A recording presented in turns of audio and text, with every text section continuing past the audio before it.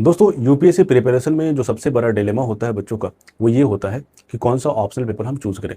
क्योंकि optional paper आपका दो पर्पस फुलफिल करता है। एक पर्पस कि कम से कम टाइम में आपका ऑप्शनल पेपर कंप्लीट हो जाना चाहिए और दूसरा हाई स्कोरिंग होना चाहिए, जो बहुत बड़ा कंसर्न है हर एक स्टूडेंट्स का। तो चलिए इन दोनों के साथ साथ ऐसा एक ऑप्शनल पेपर हो जो कहीं ना कहीं आपके जीएस पेपर मेंस में भी आपका 50% काम जो है, जो पढ़ने का काम है जीएस पेपर में, वो आपका इजिली कवर कर दे। तो वो ऑप्शनल पेपर है एंथ्रोपोलॉजी का। कैसे, इसके बारे में हम लोग देखते हैं। एंथ्रोपोलॉजी में पेपर 1 में कुछ पार्ट सिलेबस का है और पेपर 2। पेपर 1 में प्री हिस्टोरिक आर्कियोलॉजी के बारे में दिया गया है, जहां पे हम लोग पढ़ते हैं पैलियोलिथिक, मीजोलिथिक और नियोलिथिक के बारे में। ये आपको हेल्प करता है जीएस पेपर 1 में आर्ट्स एंड कल्चर वाले पोर्शन में, जहां पे आपको प्री हिस्टोरिक एज के बारे में पढ़ना पड़ता है। दूसरा, अगर आप देखेंगे तो पेपर 1 में जो चैप्टर है, चैप्टर 2 एंड 3, वहां पे दिया गया है social stratification, caste, family, marriage, cultural relativism, varna, इन सारी चीजों के बारे में दिया गया है। This all helps you in GS paper 2 and GS paper 1।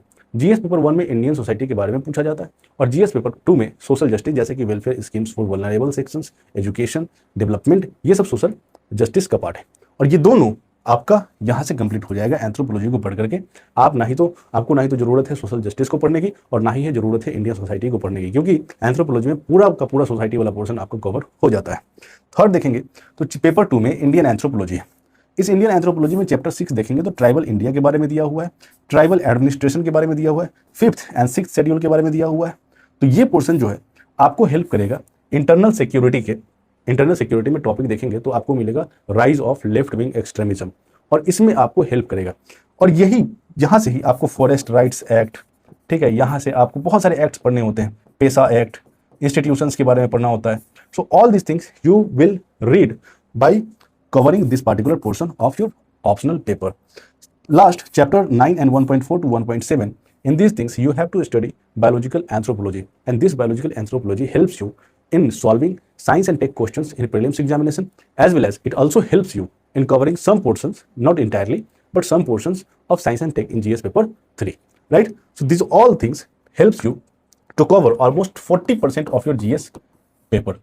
तो कहीं ना कहीं जो GS पेपर 1, 2, 3, 4 है, एथिक्स वाला पोर्शन में भी आपको हेल्प करेगा, जैसे कि वर्ना हो गया, एथिक्स वाले पोर्शन में हेल्प करेगा, जैसे कि स्टेजेस ऑफ लाइफ हो जाते हैं, पुरुषार्थ हो जाता है, ये सब कुछ आपको एथिक्स में पढ़ना पड़ता है। और यहाँ से आप एंथ्रोपोलॉजी अगर पढ़ते हैं तो एथिक्स वाला पोर्शन भी ये इजीली कवर हो जाता है।